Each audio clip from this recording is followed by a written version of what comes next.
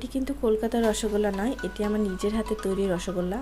হ্যাঁ দর্শক বন্ধুরা, প্রিমাস কুকিং টিউব থেকে আমি চলে এসেছি আপনাদের জন্য মজাদার রসগোল্লা নিয়ে। এই রসগোল্লা তৈরি করতে যা যা উপকরণ লাগছে চলুন প্রসেসিংটা আমরা দেখে নিই। তবে আমার ভিডিওটি সম্পূর্ণ না দেখলে আপনারা বুঝতে পারবেন না যে এটি বানাতে কি কি লাগছে। চলুন দেখে নিই।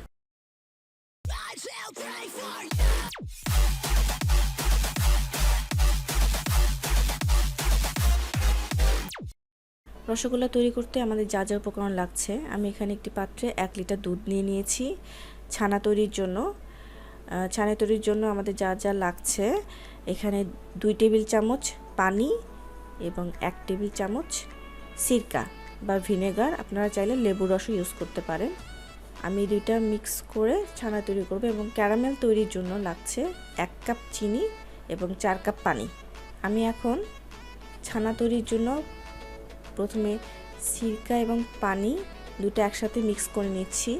এখানে 2 টেবিল চামচ পানি একটি বাটিতে নিয়ে নিচ্ছি এবং 1 টেবিল চামচ সিরকা নিয়ে নিলাম। আমি আগে বলেছি আপনারা চাইলে ভিনেগার বা লেবুর রস ইউজ করতে পারেন। ভালোভাবে মিক্স করতে হবে। আমি আলাদাভাবে পাত্রে মিক্স করে রেখে দিচ্ছি। আচ্ছা, আমি এখন দুধটিকে হালকা জাল করে নেব। এখানে 1 লিটার দুধকে কিছু সময় মানে 1 বলক ওঠা পর্যন্ত আমি ওয়েট করব। দেখবেন যে বুদবুদ চলে আসছে দুধে, এ পর্যন্ত আমরা ওয়েট করব। হ্যাঁ দেখুন, দুধে 1 বলক দেওয়া হয়ে গিয়েছে, এখানে বুদবুদ হচ্ছে। এর ভেতরে আমি মিশ্রিত সিরকাটি ঢেলে দিচ্ছি ছানা হওয়ার জন্য। এটি ঢেলে দেওয়ার মাত্র 5 সেকেন্ডের মধ্যে আপনারা দেখতে পাবেন ফল, যেখানে ছানা হয়ে গিয়েছে, দুধটা কেটে গিয়েছে। এভাবে কিছুক্ষণ হয়তো 2 থেকে 3 মিনিট একটু জাল করে নামিয়ে নেবেন। আমাদের ছানা রেডি। এখন ছানাকে ছেঁকে নিতে হবে একটি নরম সুতি সাদা কাপড়ে, এভাবে ঢেলে নিতে হবে এবং নিচে আপনারা স্ট্রেইনার ইউজ করবেন।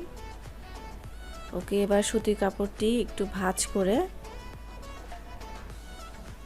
আলতোভাবে উপরে তুলে পানিটাকে ঝরিয়ে নেবেন। একটু চিপিয়ে ফেলবেন ভালোভাবে, এতে পানিটা ভেতরে থাকবে না। আচ্ছা, চিপে ফেলার পরে আমার এভাবে এসেছে।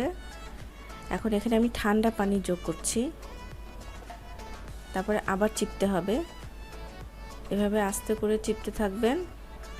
আচ্ছা, ছানা থেকে পানি ঝরানোর পরে আপনারা এভাবে একটু ঝুলিয়ে রাখবেন, কমপক্ষে 30 মিনিট, আধা ঘন্টা একটু সুতি কাপড়ে কোনো কিছুর সাথে বেঁধে ঝুলিয়ে রাখবেন।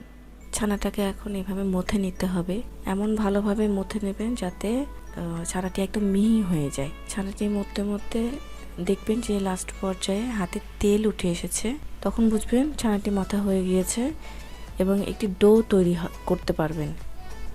এমন হলে বুঝবেন ছানাটি হয়ে গিয়েছে। আমি এখন একটি লেচি তৈরি করে নিচ্ছি।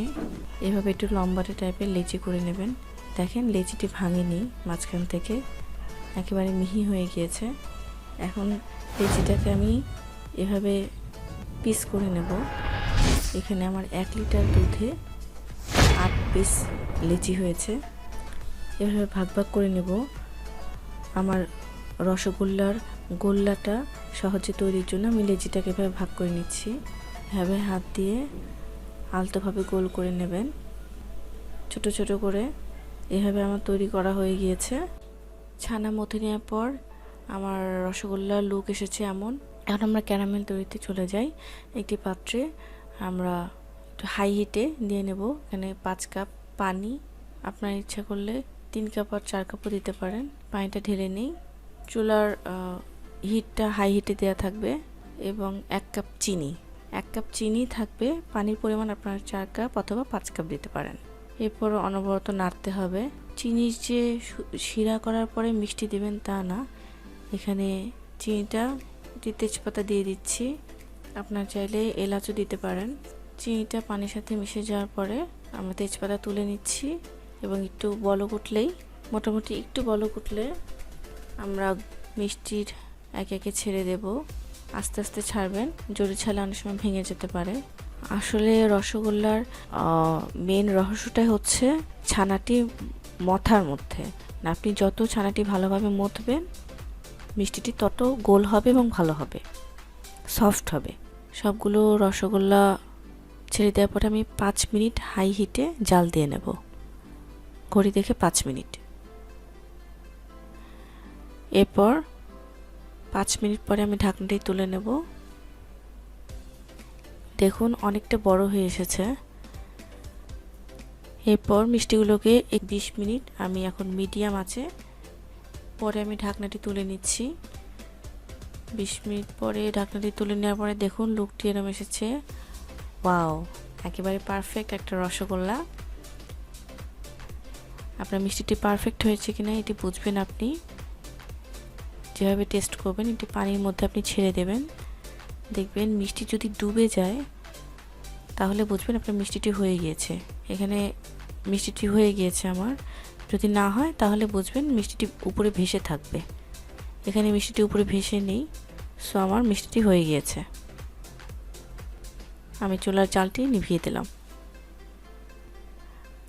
আপনার চিনির শিরার মধ্যে মিষ্টিটি আস্তে আস্তে উল্টিয়ে নেবেন যাতে চারিদিকে রস ঢুকে যায়।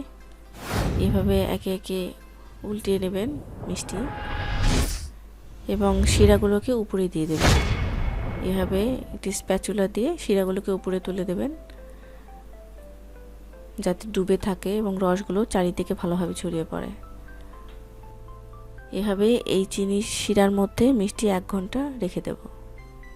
তো বন্ধুরা 1 ঘন্টা পরে আবার চলে আসলাম। আমার রসগোল্লা একদম নরম তুলতুলে হয়েছে, দেখতেই পাচ্ছেন। আপনারা বাসায় তৈরি করবেন অবশ্যই। এবং আমার চ্যানেলের ভিডিওগুলো আপনাদের কাছে কেমন লাগছে কমেন্টে অবশ্যই জানাবেন। এবং আমার ভিডিওগুলো ভালো লাগলে সাবস্ক্রাইব করবেন এবং বেল আইকনটি অবশ্যই প্রেস করবেন যাতে নতুন কোনো রেসিপি আসলে আপনারা সেটা নোটিফিকেশান আপনাদের চ্যানেলে পেয়ে যান। ভালো থাকবেন, সুস্থ থাকবেন এবং দোয়া করবেন। আল্লাহ হাফেজ। আসসালামু আলাইকুম।